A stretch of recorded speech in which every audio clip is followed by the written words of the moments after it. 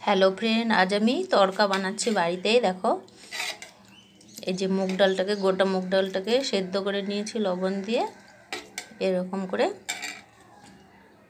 হলুদটাও দিয়ে দিলাম। এখন এখানে ফোড়ন দেবো। কাঁচা লঙ্কা কুচি করে নিয়েছি, পেঁয়াজ কুচি, রসুন, আদা, টমেটো কুচি।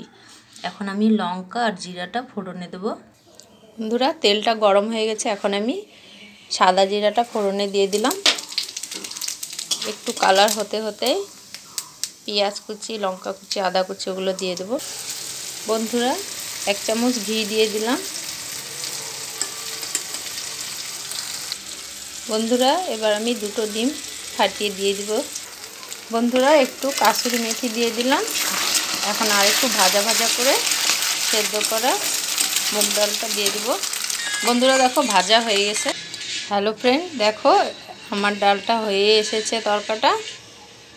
এখন আমি একটু গরম মশলা দিয়ে দিলাম আর একটু ফুটিয়ে নামিয়ে নিব। দেখো হোটেলের মতো তরকা লাগতেছে কিনা। ভালো লাগলে লাইক করে দিও।